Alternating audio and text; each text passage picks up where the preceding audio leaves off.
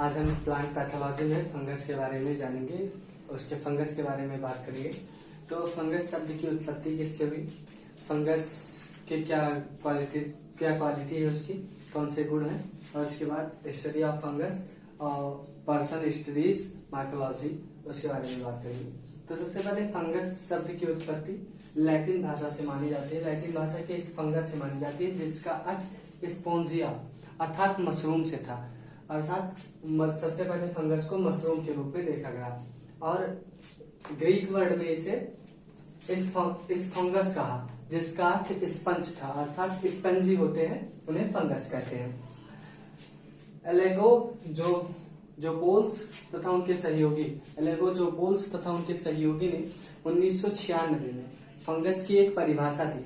उसके अनुसार फंगस सुकेंद्र की वेल डेवलप्ड बीजाणु उत्पन्न करने वाले जू स्पोर्स उत्पन्न करने वाले पर्ण रहित हरित अर्थात ये क्लोरोफिल इनमें नहीं पाया जाता, जीव होते हैं। पहले फंगस को प्लांट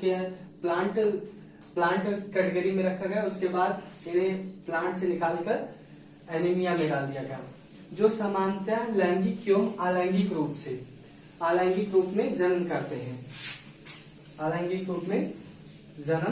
करते हैं। अर्थात इनमें दो प्रकार के रिप्रोडक्शन पाए जाते हैं, सेक्सुअल और एसेक्सुअल, तथा इनकी तंतुवे शाखित संरचनाएं अर्थात जो इनकी बाहरी संरचना होती है वह कार्टिक तथा सेल्यूलोज की या इन दोनों की या इनसे दूसरे जटिल पदार्थों से बनी दूसरे जटिल कार्बनिक अणुओं को रखने वाली कोशिका भित्ति द्वारा चारों ओर से घिरी होती है। अर्थात या तो इनकी बाहरी जो संरचना होगी या तो काइटिन की बनी होगी या सेल्यूलोज की, या इन दोनों की हो सकती है। इनके अलावा और बहुत सारे जटिल कार्बनिक पदार्थ हैं, उनसे भी इनकी संरचना घिरी होती है। स्टडी ऑफ फंगस के अध्ययन को हम माइकोलॉजी कहते हैं। तो पर्सन स्टडी माइकोलॉजी, और जब कोई पर्सन माइकोलॉजी पर अध्ययन करता है अर्थात कवक विज्ञान पर अध्ययन करता है तो उसे हम माइकोलॉजिस्ट कहते हैं। अब हम बात करेंगे जनरल कैरेक्टर ऑफ फंगस। तो सबसे पहले इसमें डिस्ट्रीब्यूशन की बात करेंगे। डिस्ट्रीब्यूशन में कवक जातियों की संख्या लगभग 80 से 90 हजार है और ये सर्वव्यापी जल, मिट्टी, सड़े गए कार्बनिक पदार्थों, वायु तथा अन्य जीवों के शरीर के अंदर तथा भीतर तथा अनेक जीवों के ऊपर पाए जाते हैं। अर्थात ये सर्वव्यापी हैं। ये अत्यंत जटिल से जटिल, अत्यंत गर्म एवं ठंडे स्थानों पर पाए जाते हैं।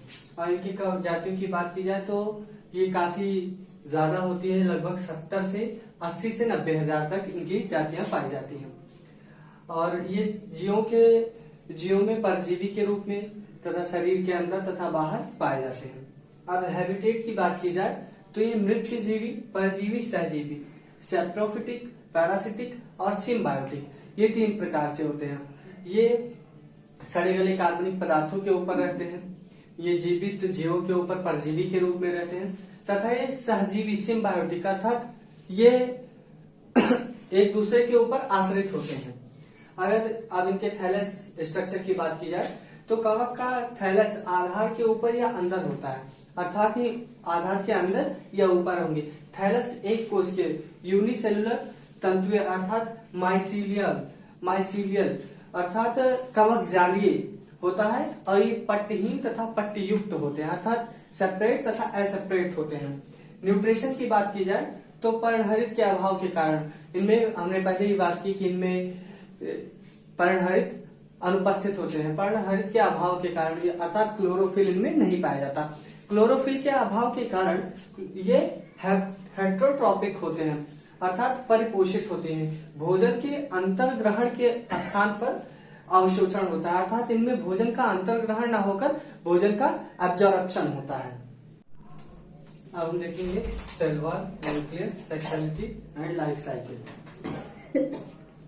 अगर सेल वॉल की बात की जाए तो अधिकांश कवकों की कोशिका भित्ति काइटिन की बनी होती है, जबकि कुछ कवकों के सदस्य जैसे ओमाइसिटीज के होते हैं, इनकी जो है सेल वॉल वो सेल्यूलोज की बनी होती है। अर्थात अधिकांश कवक जातियों की बात की जाए तो उनमें जो सेल वॉल होंगे वो काइटिन के बने होंगे, जबकि कुछ जैसे कुछ ओमाइसिटीज, इनके जो सेल वाल होंगे वो जो है सेलुलोज के बने होते हैं।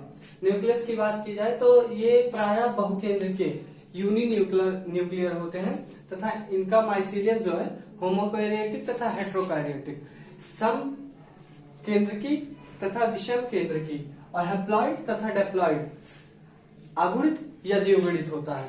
सेक्सुअलिटी की बात की जाए तो सेक्सुअलिटी इनमें हमने पहली बात की कि इनमें जो जनन है वो लैंगिक तथा अलैंगिक होगा, तो सेक्सुअलिटी इनकी होगी सेक्सुअल तथा एसेक्सुअल। लाइफ साइकिल की बात की जाए तो इनका जीवन चक्र सिंपल से डिफिकल्ट तथा आसानी सरलता से जटिलता की ओर बढ़ता है।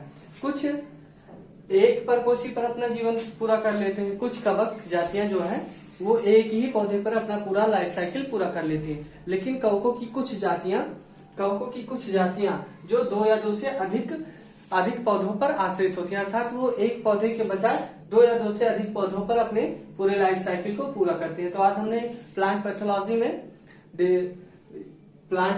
में हमने फंगस के बारे में जाना और फंगस के जनरल कैरेक्टर के बारे में।